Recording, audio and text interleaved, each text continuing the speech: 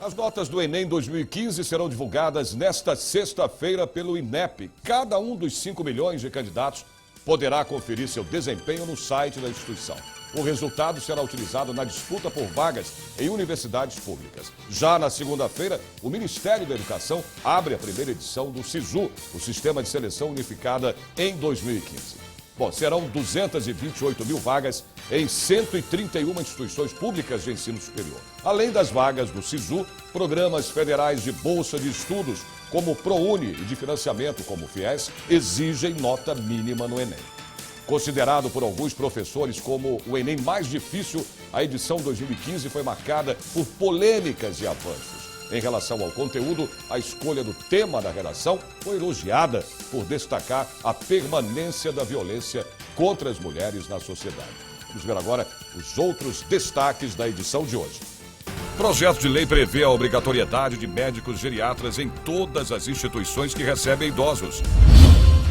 Saúde, educação e segurança são as prioridades apontadas na audiência pública que discutiu o orçamento 2016 na Baixada Santista. E ainda, o reajuste das mensalidades escolares, a partir de agora, no Jornal da Assembleia.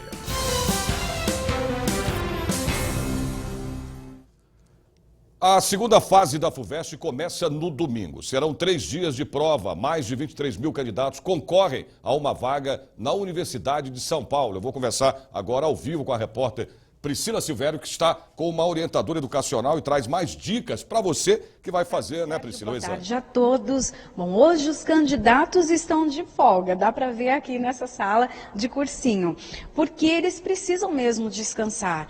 Eles vão enfrentar 3 dias pesados de prova dissertativa da segunda fase da FUVEST. Eu estou aqui com a Alessandra Venturi, que é orientadora educacional do cursinho da Poli. O que os alunos vão enfrentar nesses 3 dias? Então, são 3 dias, né? Como você falou, questões dissertativas.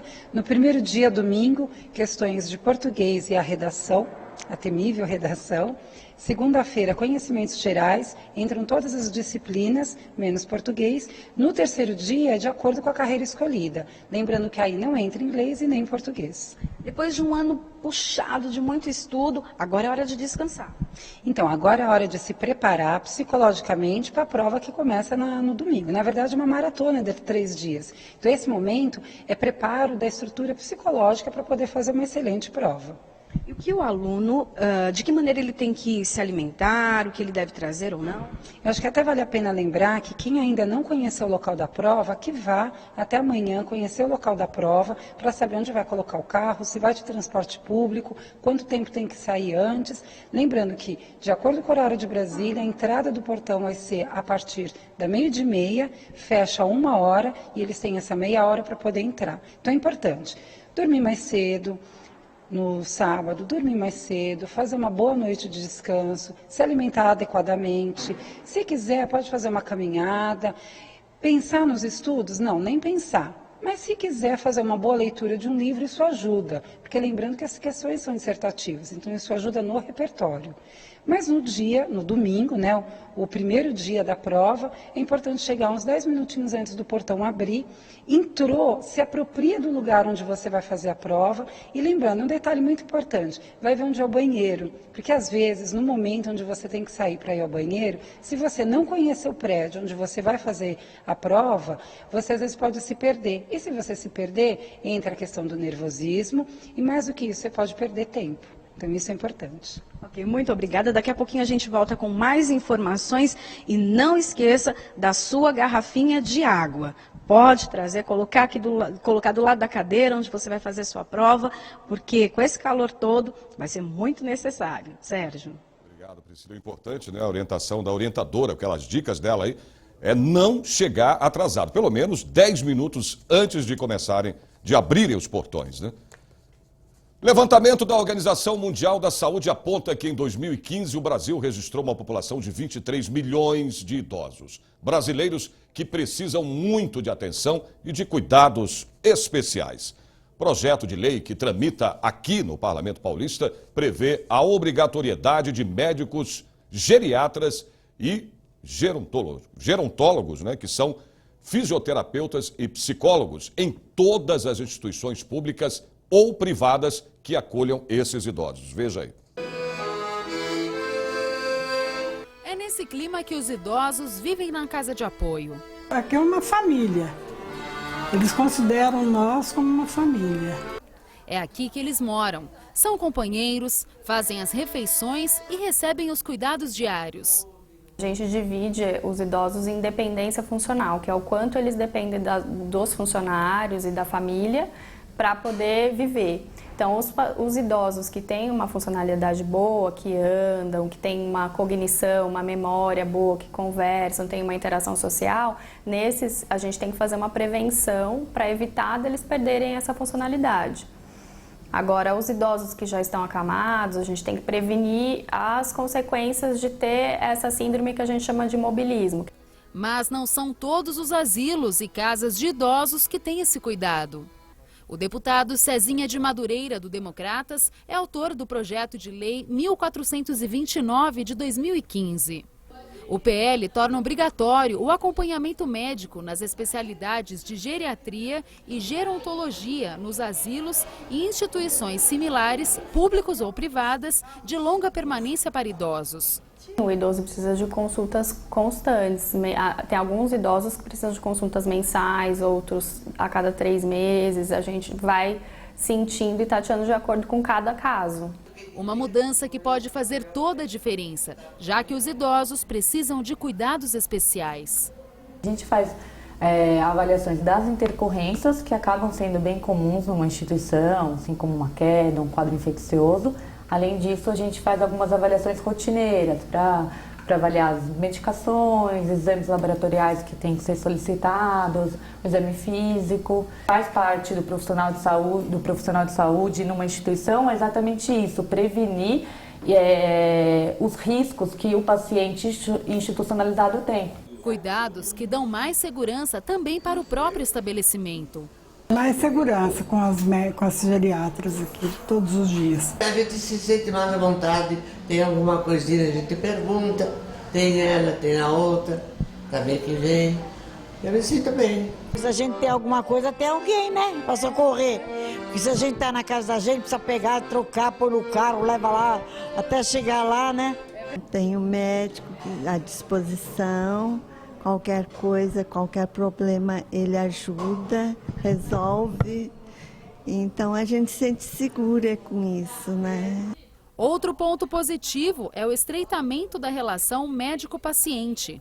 Como a gente vem todos os dias, aos poucos os pacientes e as famílias vão criando o vínculo com o médico da instituição. No caso dessa instituição são 2 médicas, em instituições maiores geralmente tem 2 médicos.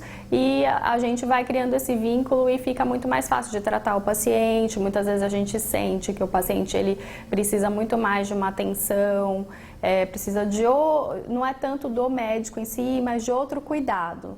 Um trabalho que vai além da medicina. E muita atenção, carinho, amor, é o que eles precisam. É isso mesmo.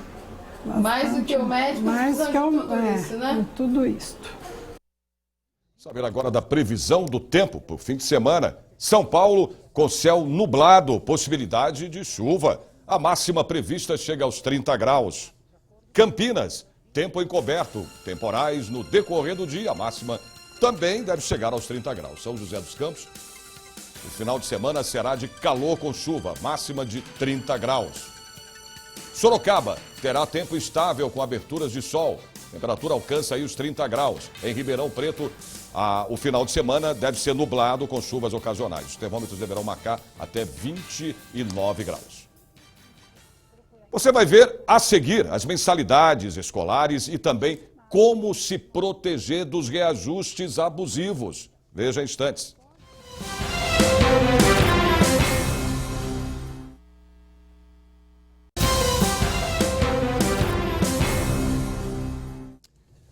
O índice de preços ao consumidor amplo, mais conhecido como a inflação oficial do país, fechou o ano de 2015 em 10,67%. A maior taxa em 13 anos. A informação foi divulgada hoje pelo IBGE. Esse resultado indica que a inflação fechou bem acima do teto da meta do Banco Central para o ano. Ainda, segundo o IBGE, o que mais pesou no bolso do brasileiro foram os alimentos dos preços e das bebidas de 8,03% em 2014. A taxa subiu para 12,3% no ano passado. Bom, o início, né? É o início do ano e tem sempre, né, claro, aquela preocupação com as contas para pagar, a gente sabe disso. E o pior, hein? Muitas delas chegam com reajustes acima da inflação. É o caso de algumas mensalidades escolares, mas fique atento, hein? Os aumentos para evitar valores abusivos. O grande problema na hora de acertar as contas com a escola ou universidade pode estar na lei que regulamenta estes reajustes. Isso porque não há um índice a ser seguido. As instituições podem incorporar no reajuste o aumento de custo na folha de pagamento de professores e funcionários, custos de manutenção com imóvel e até mesmo reajustes nas contas de água, luz e telefone. E não para por aí. A própria inflação está embutida nesse reajuste, mas tudo isso tem que estar justificado em uma planilha que tem que ser afixada em um local de fácil acesso ao público e disponibilizada em no mínimo 45 dias antes do prazo final da matrícula. A Lei 9.870 de 1999 garante ainda que a instituição inclua nestes reajustes os custos com melhoria em equipamentos e até mesmo com aperfeiçoamento pedagógico. O representante do IDEC, Instituto de Defesa do Consumidor, orienta, caso não haja um acordo entre as partes. A primeira saída é negociar com a instituição. E aí, nesse momento, é interessante que ele veja com outros alunos que também precisam de um valor menor de mensalidade, também acham esse aumento muito alto, para eles se unirem e fazerem uma negociação coletiva junto com a escola, porque isso demonstra que, em primeiro lugar, isso não é um problema individual, e, em segundo lugar, que todos juntos vão ter mais força para negociar, né? E se o problema não for resolvido, quem se sentir lesado pode recorrer à justiça. Caso fique demonstrado que o aumento é abusivo, é ilegal, não seguir os parâmetros colocados na planilha ou determinados em lei, sim, pode haver denúncia ao Ministério Público e pode também, o aluno pode recorrer ao PROCON. Bom, prefeitos, vereadores e moradores dos municípios da Grande São Paulo participaram aqui na Assembleia Legislativa das discussões para a elaboração da peça orçamentária do Estado.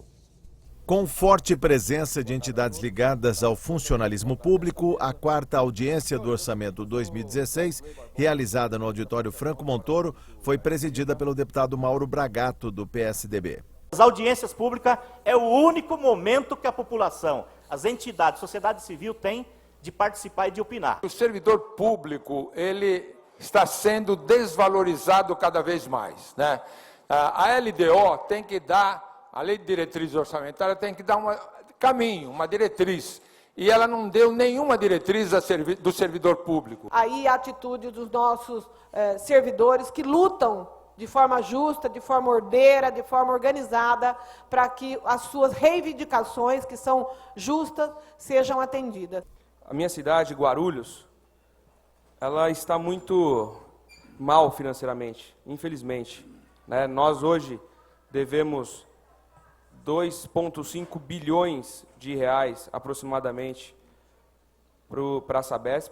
A extensão da linha 9 Esmeralda da CPTM até Varginha foi demanda apontada à comissão. Gostaria também aqui de trazer a sugestão da população local que essa linha fosse estendida até Colônia, porque beneficiaria, assim, algo em torno de 200 bairros para se locomover mais fácil. O metrô precisa chegar no extremo leste. Não é só o ônibus que precisa chegar lá. Precisa chegar o metrô, precisa chegar o trem, precisa chegar o ônibus. O representante da Secretaria de Planejamento falou da dificuldade em captar recursos em tempos de crise. Fazer orçamento, hoje em dia, é uma das tarefas mais difíceis que existem no que diz respeito à gestão pública. Sabem por quê? Porque é muito fácil fazer orçamento, ou é bem mais fácil, quando nós estamos vivendo um momento de prosperidade econômica. Tivemos 36 votantes, a educação teve 22 votos, saúde 22 votos e a questão do funcionalismo 15 votos. Emenda coletiva propôs o remanejamento de 5 milhões de reais para a educação profissional e tecnológica. A universidade passa por uma das suas maiores crises. Eu diria, a minha origem na universidade, ela passa também por uma crise de identidade. Nós temos que construir não perder esse patrimônio que temos entre as universidades, as melhores do 500 melhores do mundo. Nós temos 3 brasileiras e justamente as 3 universidades paulistas. Se falou pouco em relação à questão salários, falou-se IANSP. Então esse é um desafio para a Assembleia Legislativa do Estado de São Paulo. Tratar o assunto IANSP, digamos, com mais eficácia. Não tem sentido o nosso governo, nossa secretaria, não levar em conta esse assunto. Então, eu acho que o principal foi essa questão. Bom, mais previsão do tempo para o final de semana em outras cidades do interior e também do litoral do estado. Santos, sol entre nuvens, deve chover no fim da tarde. A máxima fica nos 30 graus. São José do Rio Preto, o final de semana será de céu encoberto. A máxima prevista chega aos 30 graus. Mogi das Cruzes, o tempo vai ficar nublado. A temperatura deve chegar aos 32 graus. Piracicaba, sábado nublado com chuva. Os termômetros devem bater aí os 30 graus. Você vai ver a seguir: saúde, educação e segurança foram as prioridades apontadas na audiência pública que discutiu o orçamento 2016 na Baixada Santista.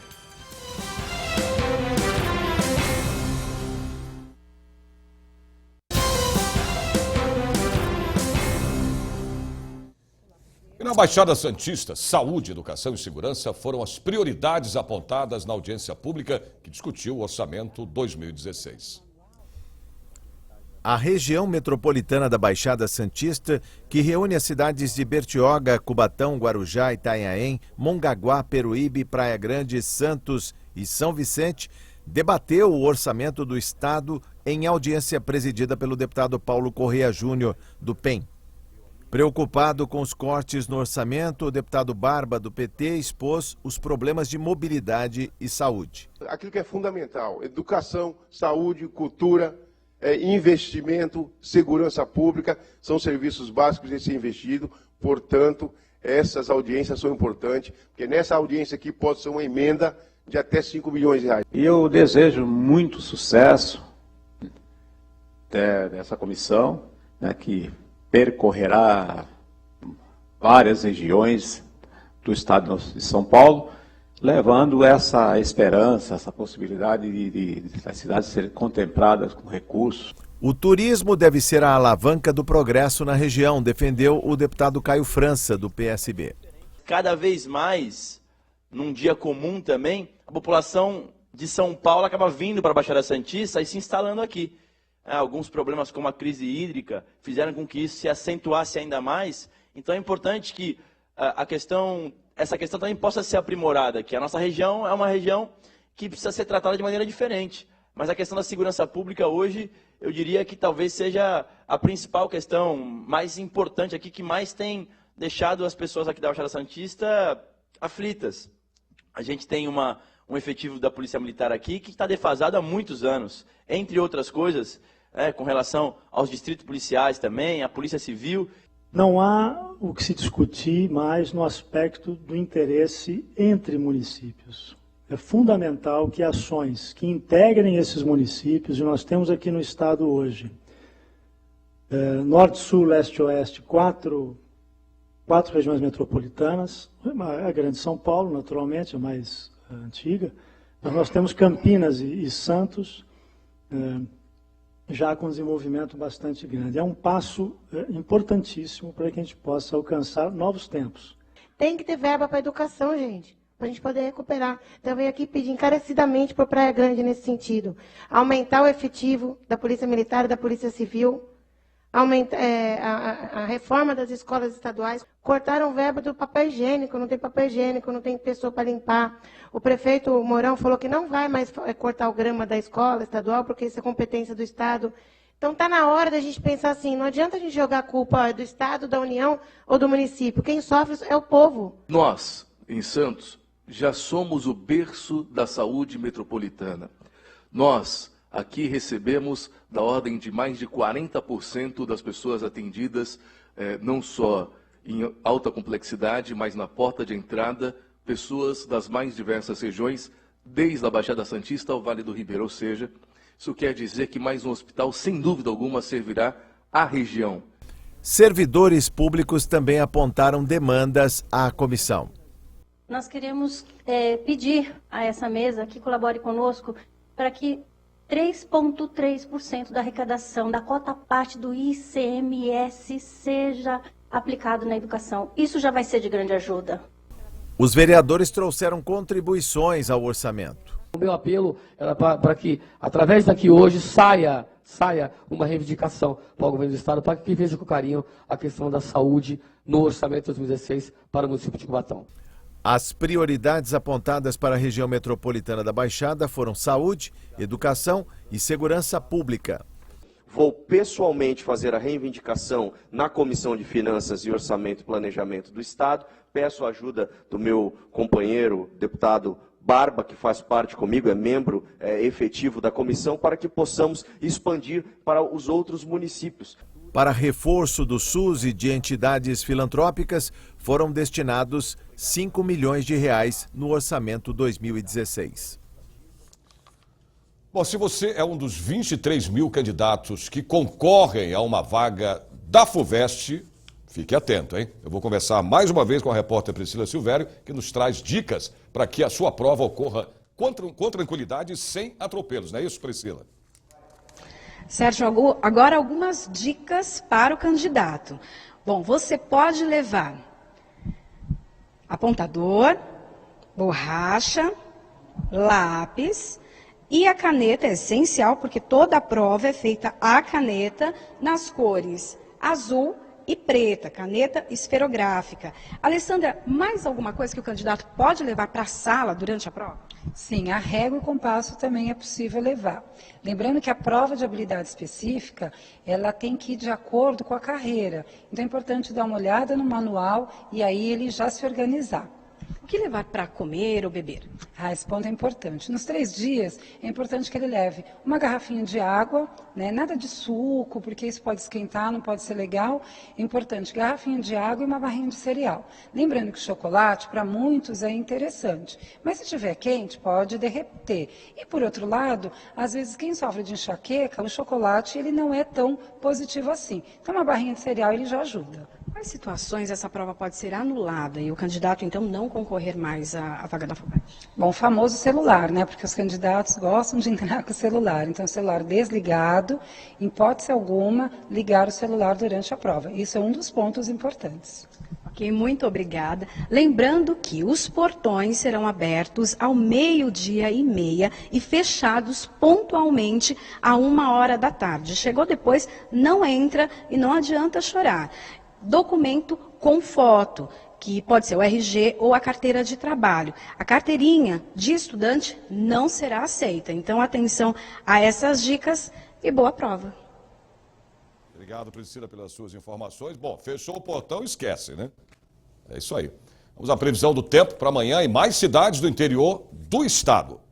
Franca, sábado, aliás, o final de semana vai ser de sol entre nuvens, com possibilidade de chuvas. A máxima chega aos 27 graus. Bauru, céu nublado, a temperatura deve chegar aí aos 30 graus. Limeira, o final de semana terá tempo estável, deve chover, a máxima chega aos 30 graus. Em Marília, a previsão é de chuva, a máxima pode chegar também aos 30 graus. O Jornal da Assembleia de hoje termina aqui, mas você pode acompanhar toda a programação da TV Assembleia SP no portal www.al.sp.gov.br. Portanto, ficamos por aqui. O Jornal da Assembleia volta na segunda-feira a partir do meio-dia. Até lá.